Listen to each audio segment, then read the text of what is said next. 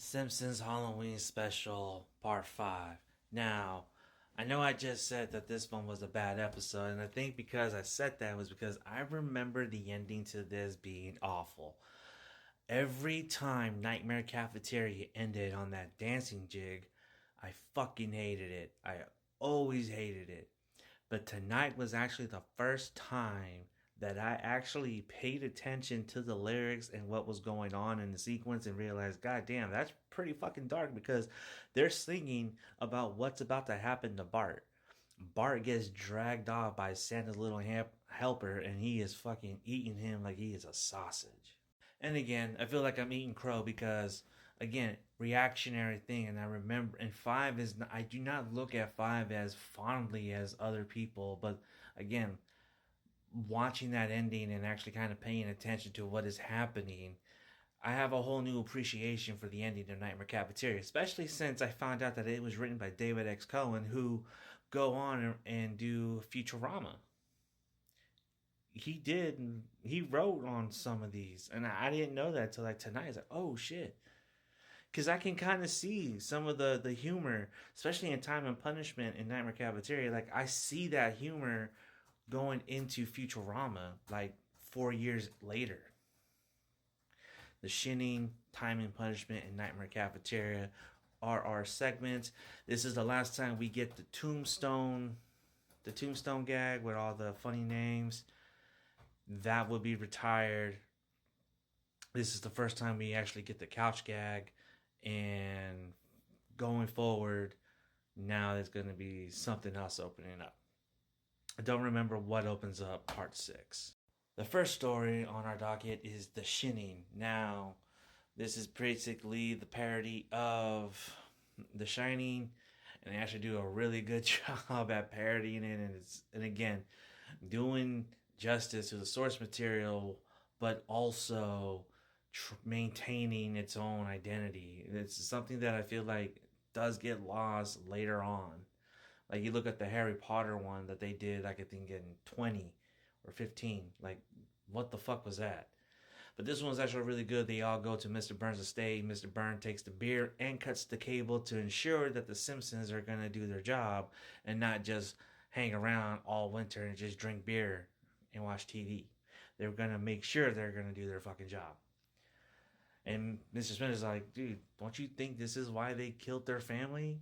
Like, you did shit like this. Don't you think that's why they did it? He's like, well, I owe you a Coke if they did it.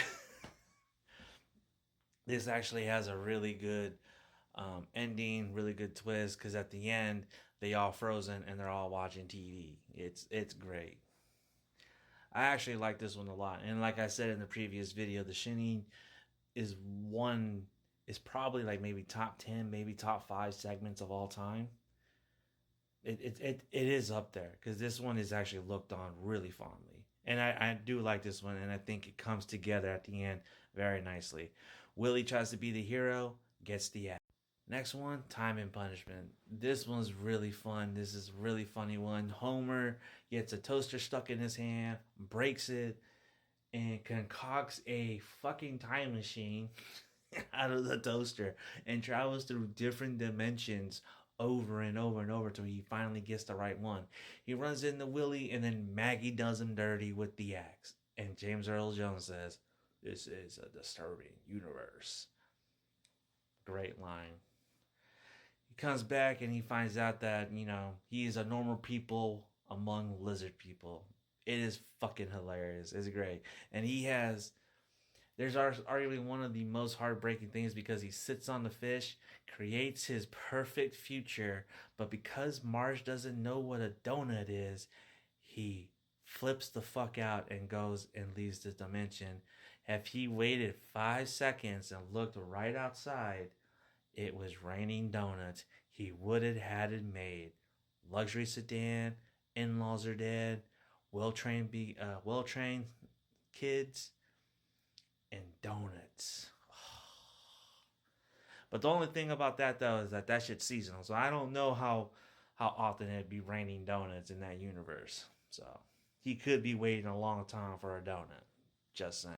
Last but not least is Nightmare Cafeteria. And in this one, This one is where like all these kids are starting to be really bad, and the school's on the verge of anarchy. And what they end up doing is that they're overcrowding all of the classrooms because the tension is full. They use the cafeteria. Jimbo trips lunch lady Doris, hits him with the green goo. Skinner licks him, gets the idea, and turns them into sloppy Jimbos. And then boom. After that, game over. Everyone was there. And then reading this about this one, that there was actually a scene written where the twins, Sherry and Terry, were gonna be used as teriyaki chicken and sherry sauce. Oh my god, bro! How dark would have that been? And also too, there's actually a deleted scene back into the shinning where Bart is doing what Danny did on his tricycle. Bart is doing that on a skateboard, runs into Sherry and Terry, and they say your dad's gonna kill you. He runs away, and then he runs into Selma and Patty, and they say it's true. Fuck! Why was that scene cut? That just pisses me off. That makes me mad. But Bart and Lisa figure out what's going on. They go to Marge. Marge says, "You're 10 and 8 years old. Fight your own battles. I'm not going to do it no more." And in turn, they try. They fail. Bart wakes up. It's all a dream. And they all start dancing to jig. And then this is how the episode ends, with them inside out, dancing, singing about what's about to happen to Bart. And he gets dragged off screen by Santa's little helper, which is kind of fucking crazy when you think about. Again, like I remember as a kid when this shit happened, I tuned out. I did not even give it a shot because I always felt like this actually ruined what would have been a perfect episode. And again, like I was a kid when I watched this. I was a teenager in my mid 20s. Every time this segment came on, I tuned out. And tonight was the first night that I actually sat down and paid attention and watched what was going on. I was like, oh, I'm so fucking stupid. Like I should have paid attention to this because that's actually part of the gag. That's actually a great way to end the episode, and it was a great joke, and I missed it because I was so hung up on how the episode should have ended. All in all, man, when this episode aired, when Marge comes out and says, "Yo, Congress doesn't want us to show this," that's actually a real thing. Apparently, David Cohen and David Merkin have gone on and said that Congress wanted them to tone that shit down. They're like, dude, you're scaring our fucking kids. Like, your episodes are really fucking scary. We don't want you to show this shit on fucking public on national broadcast TV. We don't want you to show this. Stop doing it. And I don't know if it's because if they actually backed down of the pressure because they started toning the shit down going forward, you know? The first the first five specials have all been fire. They all found a way to balance the violence, the humor, and the horror without losing that Simpsons identity. And that's what made these specials so great because you knew that you were gonna get scares, you're gonna get laughs, and you were gonna get the Simpsons in some fucking crazy situations that normally they wouldn't be in. David Merkin goes on to say Halloween shows are supposed to be scary as well as fun.